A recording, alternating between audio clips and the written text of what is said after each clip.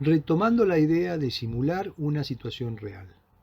Les recuerdo que deben ponerse en el papel del médico, que recibe al paciente en una guardia y que el objetivo inicial debe ser reevaluar en primera instancia el ABCD, estabilizar al paciente y hacer el diagnóstico etiológico primario.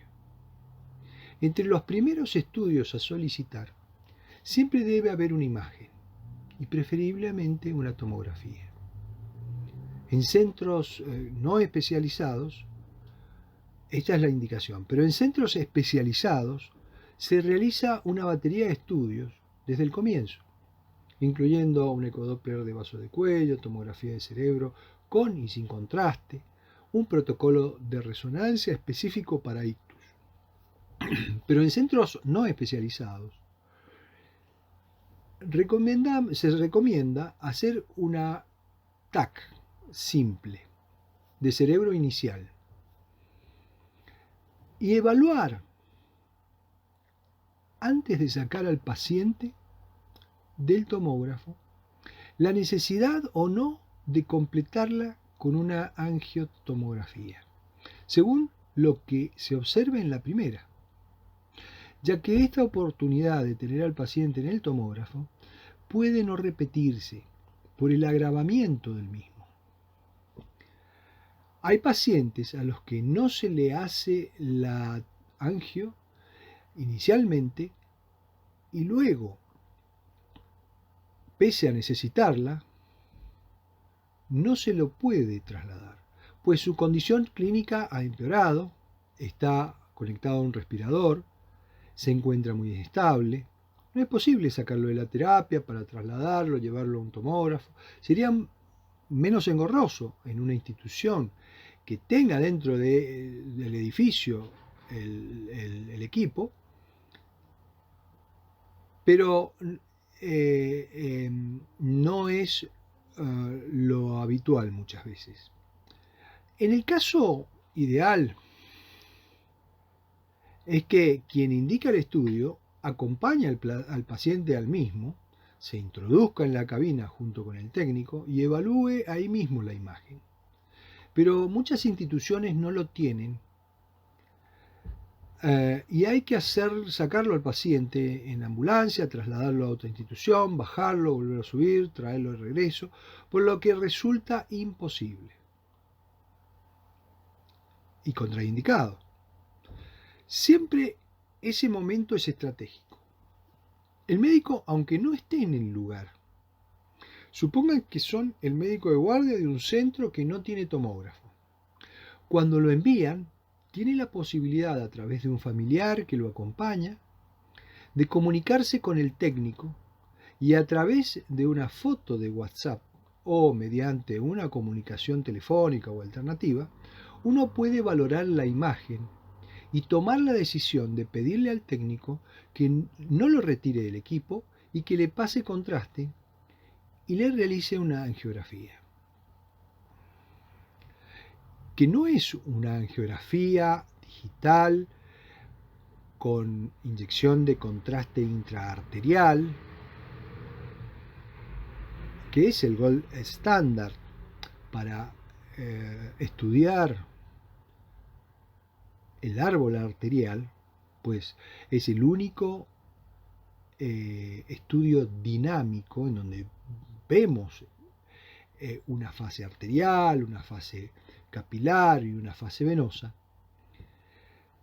y la cual sí tiene un mayor índice de complicaciones serias, pero no es el caso del contraste endovenoso, que tiene pocos efectos colaterales, su concentración es menor, salvo que el paciente sea alérgico al yodo o tenga una insuficiencia renal severa. Pero si el paciente tiene una insuficiencia renal moderada, puede hacerse el contraste con una hidratación a flujo elevado sin problemas. Les dejo una inquietud y la tarea de pensar. ¿Por qué no les aconsejo realizar una resonancia en ese primer momento?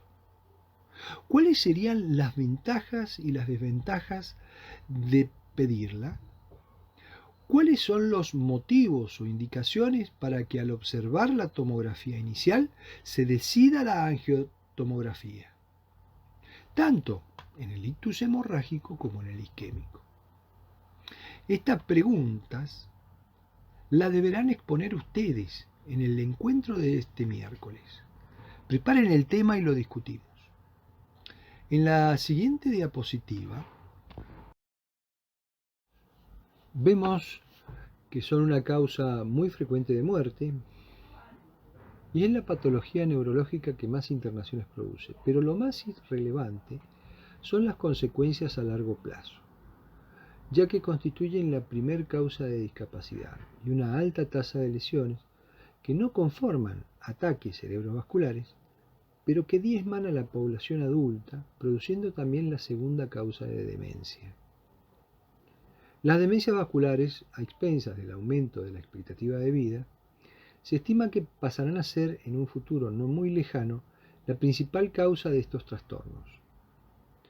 Son también responsables de una gran proporción de grados variables de deterioro cognitivo objetivable y un grado importante de deterioro no objetivado, que integran una amplia zona gris de disminución de la capacidad intelectual muy difícil de determinar, pero que sin lugar a dudas afectan a la mayoría de los ancianos. En la otra imagen vemos que los eventos isquémicos pueden ser clasificados como esta versión simplificada de la clasificación ASCO, cuyas siglas en inglés significan aterotrombosis, small por pequeño vaso, cardioembolic y otros,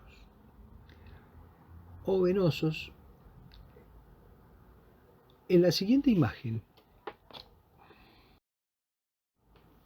observamos un esquema de los sitios de origen más significativos de las lesiones que pueden producir los ictus, ya sea por patología cardíaca, aórtica, en los grandes vasos del cuello, extracraneanos o intracraneanos, y en los pequeños vasos distales. Estas fuentes motivan la clasificación de enfermedades isquémicas que sigue. Esta clasificación de todas nos muestra los diferentes orígenes, pero les llamo la atención en las prevalencias. Observen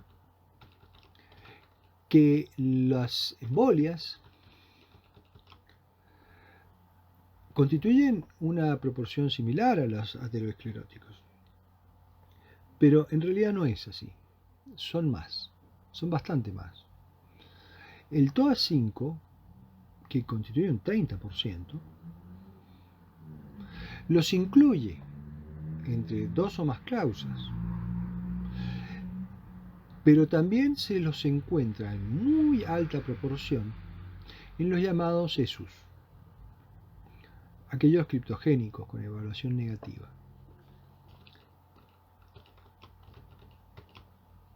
Desde hace décadas se realizan ingentes esfuerzos por dominar la patología aterosclerótica, habiéndose invertido enormes presupuestos en investigación, en prevención, exigiendo cambios de hábitos de vida, grandes inversiones en tratamientos costosos durante décadas,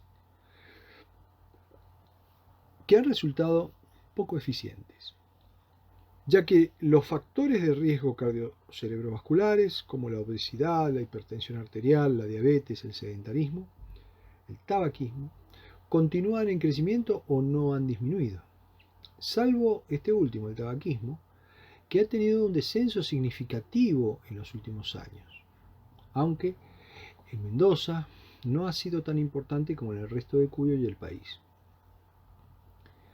No les planteo que estos esfuerzos deban dejarse de hacer y que se deba abandonar la lucha contra los factores de riesgo, sino que los recursos y los esfuerzos se han orientado prácticamente en una sola dirección. Pero sin embargo, se han invertido relativamente pocos recursos y esfuerzos en la patología embólica. El concepto de ESUS es el de un evento embólico de origen determinado, ya lo dijimos. Vemos en la diapositiva siguiente que en la circulación anterior se producen la mayor parte de los eventos, sobre todo a nivel de las carótidas extracerebrales, ya sea en su porción extracraneana o intracraneana extracerebral, es decir, la que se encuentra bañada por el líquido cefalorraquídeo. Es por eso que debemos focalizar nuestra atención sobre todo en este territorio, el territorio anterior. El territorio posterior es el irrigado por las vertebrales, la basilar y las cerebrales posteriores. En la otra diapositiva, si la paciente que estamos recibiendo se presenta con disminución de la fuerza y o la sensibilidad corporal del hemicuerpo contralateral, también puede tener amaurosis fugaz unilateral, trastornos del campo visual con una hemianopsia homónima contralateral, afasias, fenómenos de negligencia por apraxias o agnosias, trastornos de la mirada conjugada o el llamado limb shacking síndrome, que es un tipo de evento isquémico transitorio asociado a breves episodios de agitación disrítmica o sacudidas de los miembros contralaterales de tipo hemibalísticos. Entonces debemos sospechar con todo este cuadro en una afectación del territorio anterior que incluye arteria oftálmica, cerebral anterior y cerebral media. Noten que se están comprometiendo amplias zonas y traten de focalizarse en la anatomía del árbol vascular. ¿Qué áreas irrigan estas arterias? Y por consiguiente, ¿cómo se explican estos déficits? Por ejemplo, si la paciente tiene un síndrome caracterizado por dolor agudo, reflejado a la órbita y el oído del mismo lado, entre otros signos y síntomas de exacerbación simpática, nos orientamos a una afección del plexo simpático, unilateral, y evidenciamos lo que llamamos un síndrome de Horner. Con todo ello, debemos sospechar una disección carotídea. Las enfermedades de la carótida son en mayor frecuencia de origen ateroesclerótico o displásico, pero también, sobre todo en personas jóvenes, la traumática, la disección traumática. Jóvenes deportistas sometidos a traumatismos cervicales o en las personas mayores por traumas quiroprácticos u otros traumas. Pasamos a la siguiente diapositiva. Si en cambio nuestra paciente tiene un síndrome de déficit hemisensitivo y motor contralateral, pero con síntomas prefrontales,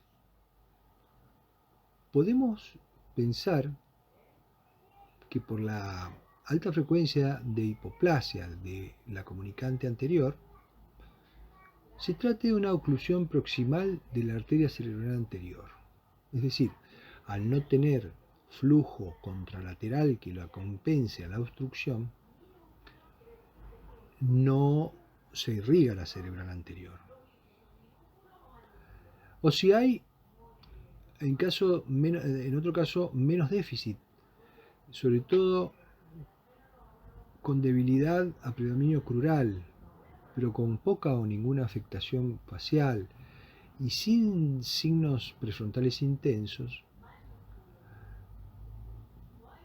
pero con ese patrón sobre todo crural,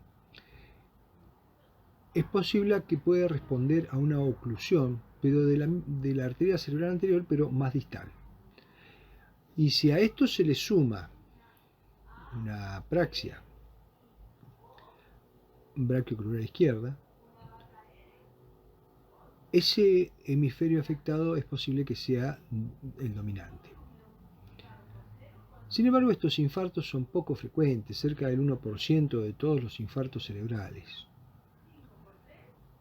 Entonces, tenemos mucha incertidumbre.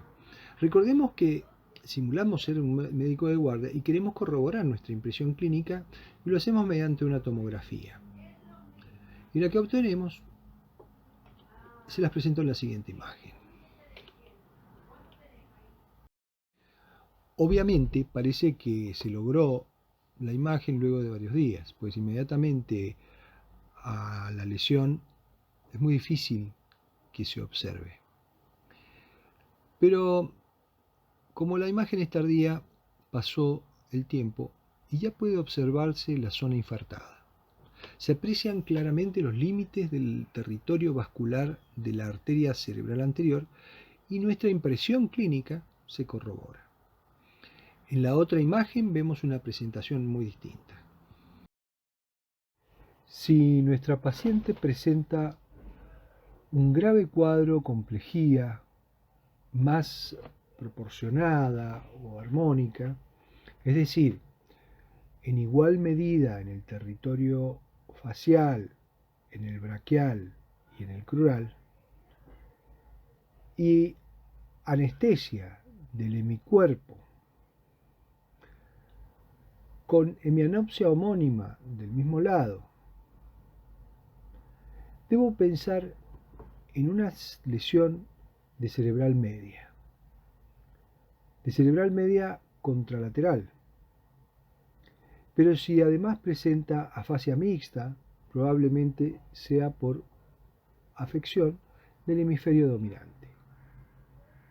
Lo más común es que los déficits motor y sensitivos sean derechos. Es posible que sea debida a una grave obstrucción proximal de la arteria cerebral media. Con preocupación por su evolución crítica, pedimos de forma urgente un TAC. Lo que esperaríamos ver en esta paciente tan crítica es esta imagen. Obsérvenla, agrándenla y piensen en lo que ven.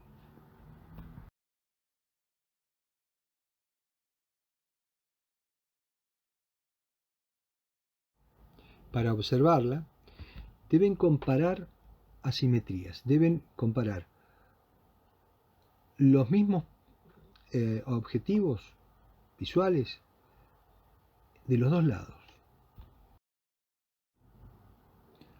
Observen las flechas que obviamente indican lo que nosotros llamamos el signo de la cuerda. La sangre detenida en tomografía se ve hiperdensa. Se dice que se autocontrasta. Es decir, que estamos observando un coágulo fresco en la luz del vaso.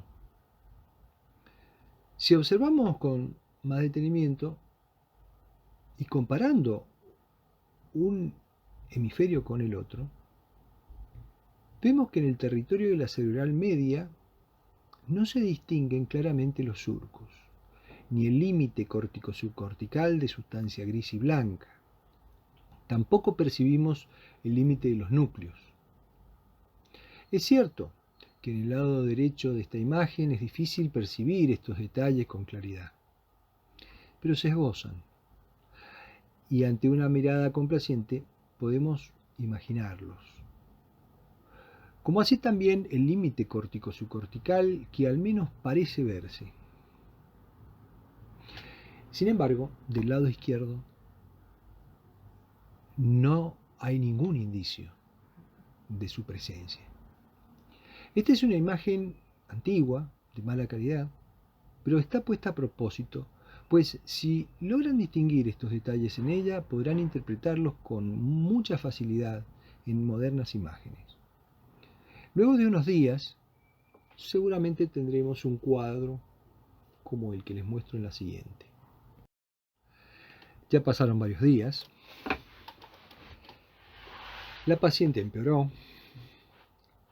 Hubo que operarla para descomprimir el cerebro y evitar el colapso de los ventrículos y las herniaciones que pueden ser mortales.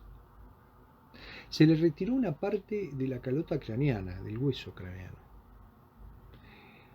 lo que en la jerga neuroquirúrgica se llama desplaquetado o craneotomía descompresiva.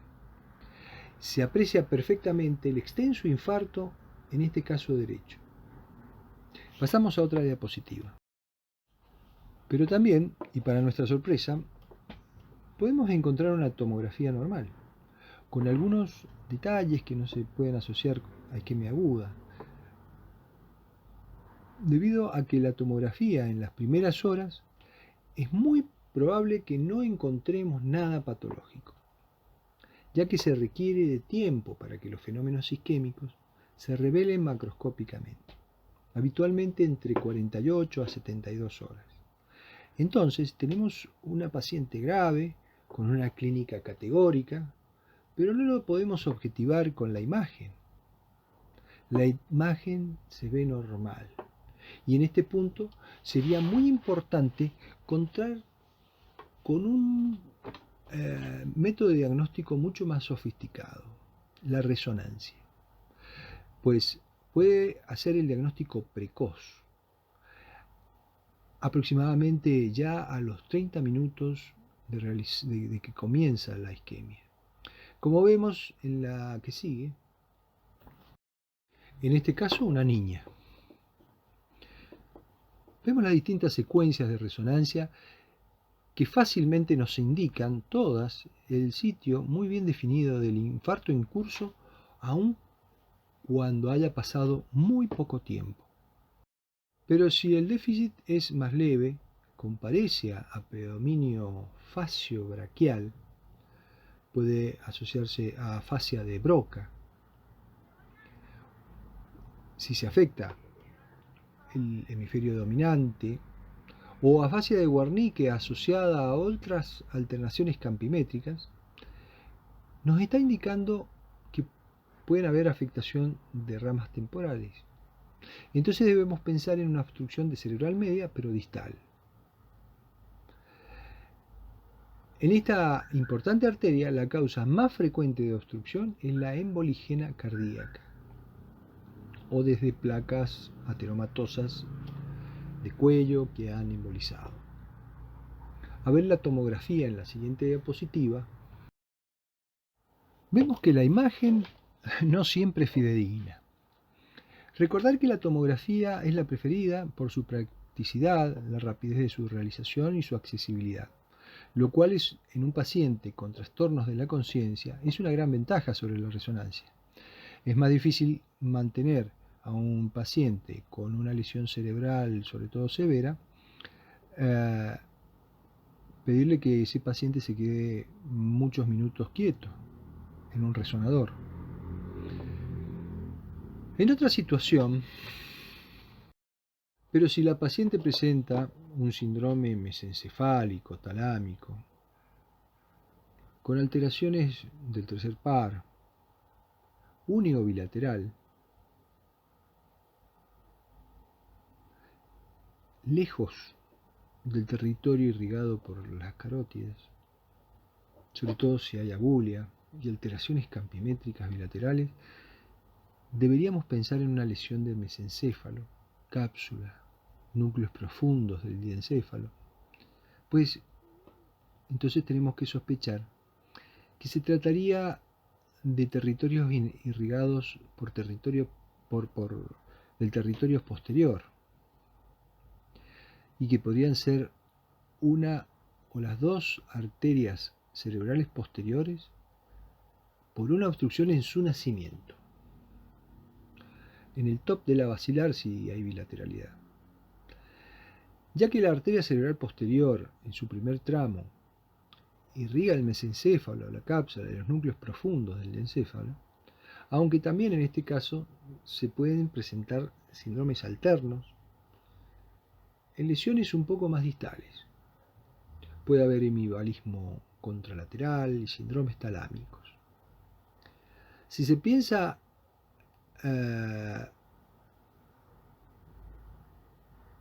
cuando uno hace la evolución del campo visual, se presentan cuadrantopsias o hemianopsias congruentes con respeto macular, pensaríamos en lesiones corticales más distales. Si se afecta el hemisferio dominante, se puede sumar alexia, anomia y distintas agnosias. Y si la lesión es bilateral, lo que se llama ceguera cortical. Estos infartos constituyen un 10% aproximadamente de todos los ictus y una cuarta parte de ellos son bilaterales. Vamos a otra diapositiva. Bueno, acá en esta diapositiva se ve una lesión ya evolucionada, con claridad de límites. Y les hago notar que la tomografía se utiliza para el seguimiento del paciente. Se hacen una, dos o más tomografías en los días posteriores de acuerdo a lo que la clínica nos indique. Las lesiones de las arterias vertebrales pueden ser de etiología similar a la de las carótidas, estando también afectadas por traumas, sobre todo en personas jóvenes, deportistas.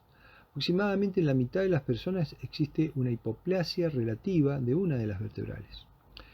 Entonces, ante la oclusión de la dominante, pueden aparecer síntomas o signos de obstrucción de la basilar. Las lesiones basilares son predominantemente ateromatosas o embólicas. Cuando se afecta la porción anterior de la protuberancia, se produce un síndrome llamado de enclaustramiento, en el que el paciente se encuentra en coma aparente, cuadripléjico, con compromiso de la vía córtico-espinal. Pero está lúcido, con sensibilidad y sentidos conservados por afectación de la vía córtico-nuclear, por lo que solo puede realizar movimientos verticales con los ojos. Si se afecta la formación reticular, sí estará en un coma verdadero. Si no, es muy fácil de confundirlo. Puede también tener síndromes alternos, como el síndrome de Wallenberg, que es en la región laterovulvar posterior-inferior, por compromiso de la pica, de la arteria cerebral posterior-inferior. Se presenta con síndrome de Horner, hipoestesia facial, parálisis velopalatina y cordal homolaterales e hipoestesia termoalgésica brachiocrural. Puede presentar un síndrome cerebeloso o un síndrome pontino a expensas de la AICA, asociado a parálisis facial periférica, hipoacusia homolateral e hipoestesia termoalgésica brachiocrural, con parálisis de la mirada hacia la lesión, lo que se denomina síndrome de Weber, por compromiso de la arteria cerebelosa superior, con parálisis del tercer par y parálisis del hemicuerpo contralateral. En la siguiente imagen vemos un esquema que nos muestra los dos lechos microvasculares, el profundo asociado a las perforantes y otro distal córtico-subcortical. Una imagen que ya vimos. Entre ambos, así como en territorios limítrofes, entre territorios de irrigación de las grandes arterias cerebrales, se producen isquemias por disminución del flujo sanguíneo cerebral o por enfermedad proximal de dos grandes arterias. Se producen así infartos, sobre todo a nivel parieto-occipital y frontal anterior, antiguamente llamados infartos de la última pradera. Otras isquemias en territorios atípicos se dan por vasculitis, con signos de sintomatología variable, que puede ser central o periférica, en cuanto a la localización intracerebral, ¿no? es decir, profunda o cortical. Las trombosis venosas son otro gran capítulo. Pueden dar síndromes de hipertensión endocraniana, síndromes focales y síndromes encefalopáticos diversos. Les presento en la siguiente imagen a las arterias perforantes, que ya hemos analizado, que se encuentran sometidas a regímenes flujométricos elevados y por su diseño poco favorable, se enfrentan sobre todo por hipertensión arterial y diabetes, con fenómenos lipohialinóticos, necrosis fibrinoide y también fenómenos de naturaleza aterosclerótica, produciendo distintos tipos de isquemias difusas y lacunares, sin afectación cortical, pudiendo producir síndromes motores puros, proporcionados o no, es decir, con debilidad uniforme facio-brachiocrural, o a predominio braquial o a predominio crural, según si la lesión se localiza en la confluencia de las fibras que descienden de la corteza y se dirigen como hacia un embudo, hacia la parte profunda de la cápsula. Se puede dar sin hiposensibilidades o acompañadas de estas, y si se afecta a la cápsula y la región talámica. Puede darse un síndrome sensitivo puro por afección aislada del tálamo o del tronco superior. La hemiparesia atáxica con debilidad a predominio crural y ataxia a predominio braquial. El síndrome, hoy hay otro síndrome que se llama disartria mano torpe, se caracteriza por paresia facial, paresia del velo del paladar y lingual, asociado a torpeza braquial homolateral. Y eso es característico de una laguna en la rodilla de la cápsula interna o en la parte superior de la protuberancia, afectando las mismas fibras. Estas lesiones no comprometen la vida, pero son la base de la demencia multiinfarto. Las lesiones de estos vasos perforantes.